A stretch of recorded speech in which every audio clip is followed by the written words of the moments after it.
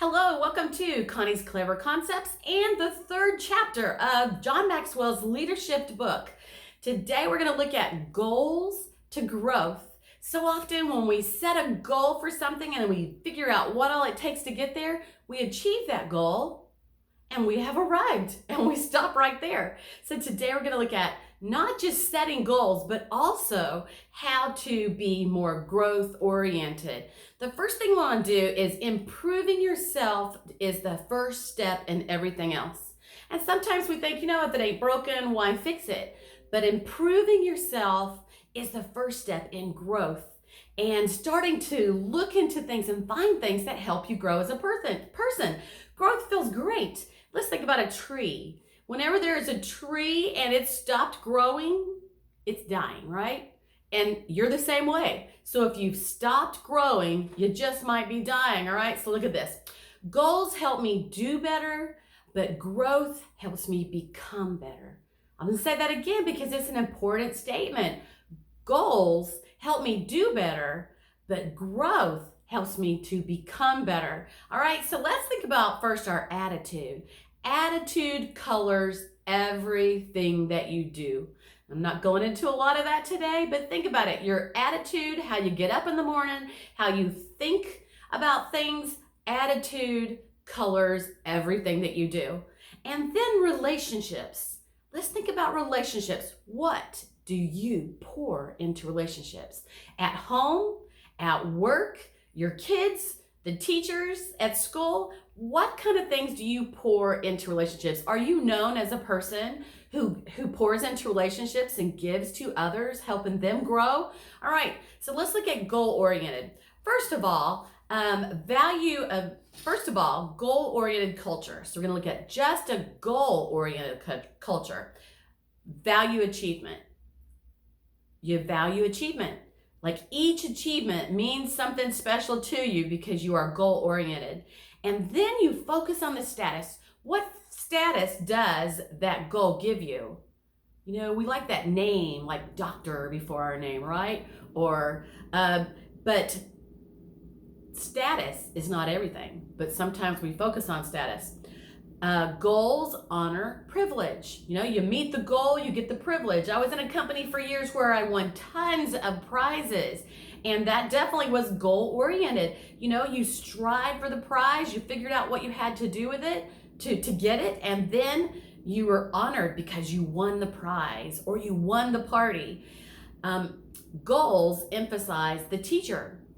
Goals target arrival. And so once you arrive at a goal, where are you at? You're excited, you made the goal, but what is next? So let's look at growth oriented. Being growth oriented means you value development. That means all the time, every single day, what are you doing to develop yourself further so that you can do more of what you have passion for? Growth focuses on stretching. Growth is not always comfortable. In fact, a lot of us could just do without growth because it could be change. It takes us out of our comfort zone. We don't like to stretch because when we stretch, sometimes we fail, right? But growth focuses on stretching. Growth honors serving, and that means serving others, being others oriented. Truly, when we are just me oriented, it's like good for a season and then it's gone. It's like you're on empty. When you're just me oriented, you're empty eventually. But when you pour into others and you do for others and you see their excitement whenever you do things for them, it makes a difference. Growth also emphasizes the student, and that means you're always learning. Everything you do, every speaker you hear, every time you're listening to a podcast, you're at church, you are growth oriented and you're hearing something that can make a difference in your life. And the target is growth. All right, so if you're growth oriented, you're constantly working on growing and doing better. I promise that'll make you feel better about yourself too. So how do you become growth oriented? All right, first you have to embrace change. Yes, I said embrace change. Some people hate change, don't like change, while other people are like, I love change. It invigorates me, it gives me passion, it's something new to work on. But often people have a fixed mind and they don't like change. There again, I say, if it ain't broken, don't fix it. Like, just keep on status quo. Sometimes people feel threatened by other people's success. And that's a person who doesn't like any kind of change. And what happens is you plateau early in your career and you just stay the same and you don't get better because you don't think anybody else has something to offer you, and you're not listening, right? God gave us 2 ears and 1 mouth. You're not listening, all right? So you don't reach your potential. But when you are growth minded, you find lessons and inspiration in everything you do. You find lessons from everyone. They may be higher than you, they may be lower than you, they may be a stranger, you may hear something on TV, a podcast, but you take lessons from everything. One of my favorite places to be inspired is at church. The pastor's preaching on one thing and the passages in the Bible are inspiring me, or the pastor says something that inspires me for something that I'm working on, and I think that's just meant to be, right? So you are continuing to reach higher when you are growth minded, and change is okay. You've got to accept change. Number 2, you have to have a teachable spirit. There are people out there that they cannot be taught nothing. They think they know everything, and that is a place of non-growth, that you are not growing. If you don't think anybody else has anything to offer you, you're not growing. You're shut up in a box, and you're not going to grow, and you are just going to stay as you are. So you need to have a passion for learning and a teachable spirit. It's kind of like a garden. If you have a garden, you have some nicely plowed earth and you have your seeds, you plant your seeds. But not only do you plant the seeds, then you have to make sure you water them. That's growth. Continually listening to things that help you grow. So if you plant the seeds, water them, nothing happens, right? But even after you water them, you have to mulch them and you have to weed them and pull out the weeds. And that goes back to the thing that I always like to share, thinking for yourself. Stopping running around busy, and stopping and reassess and thinking of what your next step is, all right? So have a teachable spirit.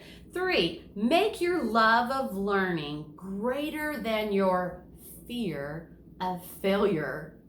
Fear, F-E-A-R, it's such a big word that stops so many people in their tracks. They don't even try. Sometimes you win and sometimes you lose. And John Maxwell has a book that says, sometimes you win and sometimes you learn. I have a book that is with children's graphics in it from John Maxwell that I go into the schools and read. Sometimes you win and sometimes you learn.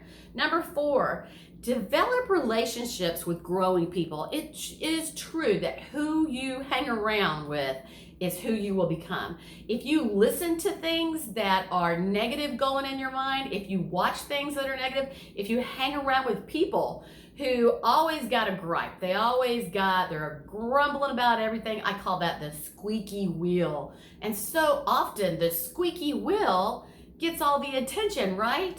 While everybody else is running around working and staying busy, the squeaky wheel gets the attention. But relationships, fear. So going back, so fear keeps many people from stepping out of their comfort zone and doing. And what do you want to be said about you when you're gone? Do you want to leave a legacy of people don't, who was that? I never heard anything. They never talked, or do you want to step out of the fear zone and do something that has passion for you and that means something to you? When you do that, it gives you energy. Now, it's important as you're doing that to develop relationships with growing people. I already said that. 5, humility. All right. Leaders need humility. Leaders need confidence, right? Leaders don't need to draw attention to themselves because leaders shine the light on others. Leaders know that they can improve and they're always aware. And when they make mistakes, they don't say, "Oh, I didn't do that." They own up to it, and leaders own up to it and say, "You know what, my mistake.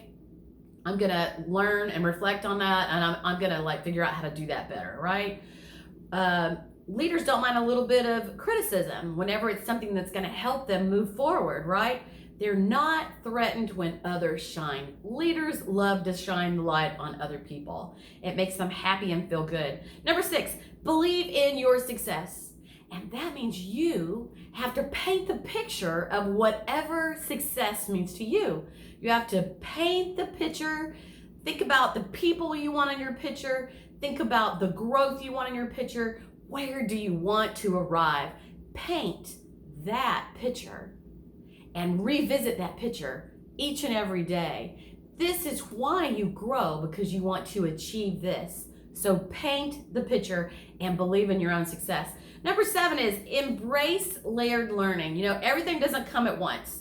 I like to say you can do one thing daily. There's a little book, it's white, and it's called The One Thing. And it teaches you all through the book to pick out one thing at a time, because you can't do everything at once.